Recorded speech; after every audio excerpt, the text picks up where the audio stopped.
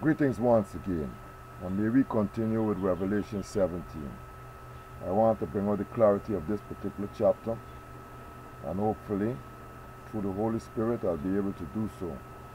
I already explained to you the first part of the chapter, where the angel called John to show him the judgment upon this great whore that sit upon many waters. But as I explained to you, that when he showed him the vision, took him in the spirit and showed him these things, there was no woman sitting upon waters, literally waters. See? And what John saw in the spirit, as he explained in verse 6, he said, I wonder with great admiration. But the angel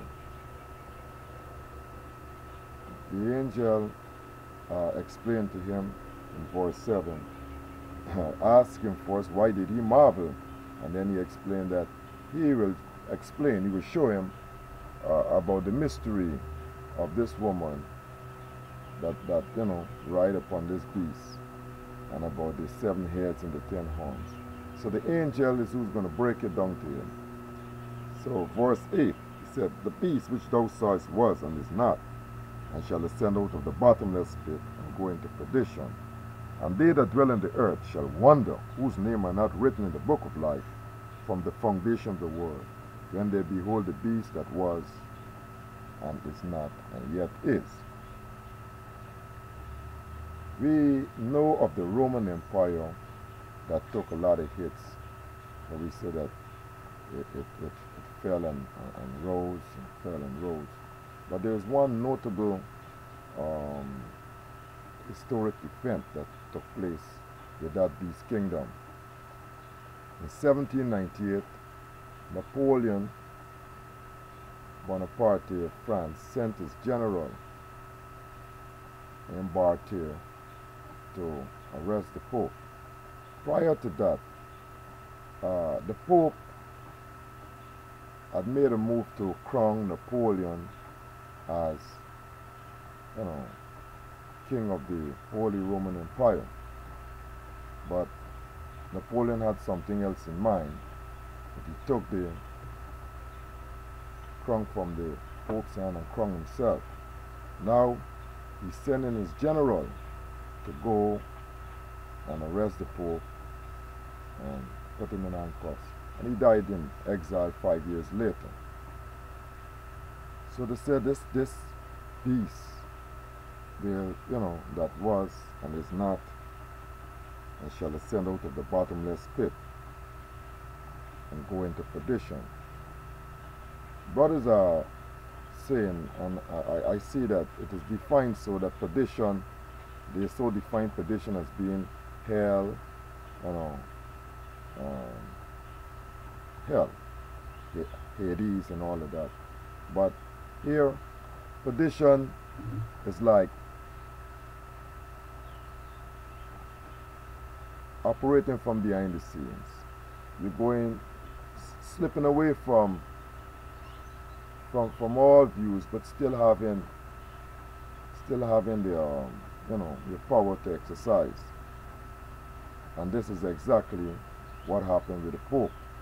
We don't no longer hear about the Pope as people have heard about him before he was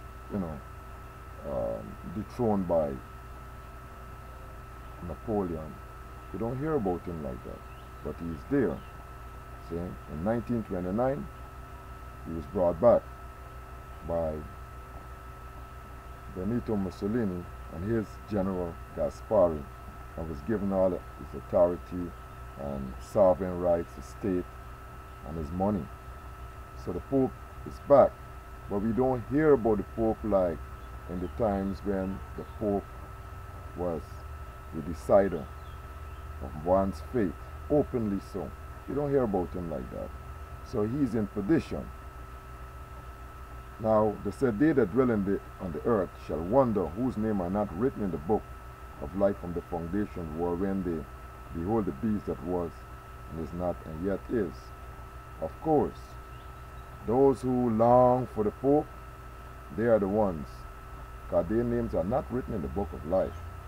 All those who honor and, lift up the Pope, their names are not written in the book of life. So they will have people to do that. Now verse 9, they say, here is a mind that had wisdom. The 7 heads are 7 mountains upon which the woman sitteth. Wisdom goes before. Verse 1, the angel said unto John, come hither, I will show unto thee the judgment of the great whore that sitteth upon many waters. So we find that it says that the 7 heads are 7 mountains upon which the woman sitteth. So mountains here are used as a euphemism for waters, because what was shown to us in the first verse, it was mentioned waters upon which the woman sitteth. And in verse 9, it says, here is a mind that had wisdom. The 7 heads are 7 mountains upon which the woman sitteth. So mountains is used here instead of waters. So, and there are 7 kings. 5 are fallen, and 1 is, and the other is not yet come.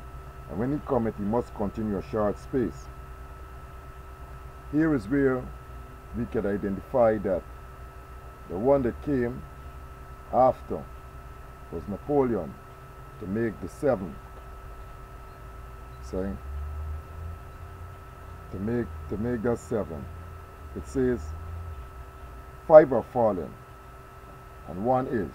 At which time John was speaking in the time of Rome. So Rome is the is. And we have, starting from Egypt, Assyria, Babylon, Medo-Persia, Greece, and Rome. Rome was the present day at John's time. So Rome was the 6th. So the 5 that were fallen, it was from Egypt onto Greece that fell.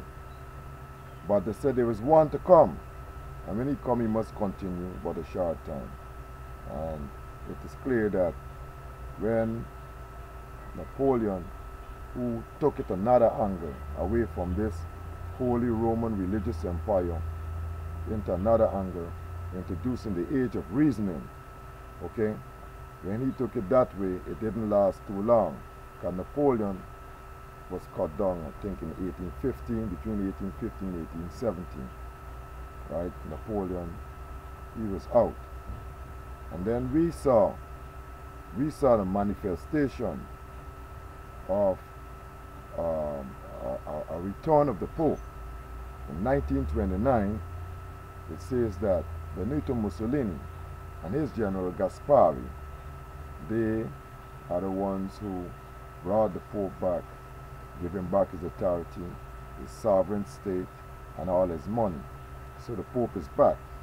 So we know who are the people that wander after this beast that was, right, and is not, and yet is, because their names are not written in the book of life. I want to continue this here, but I don't have much time for my video. Let me see if I can slip this one in. Okay. Then they went on to say that the beast that was and is not, even he is the 8th, and is of the 7 that goeth into perdition.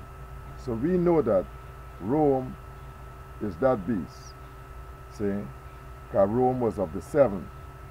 Rome was number 6, of course, and he was of the 7. And then Rome was brought back, operating in the stealth, in perdition. See?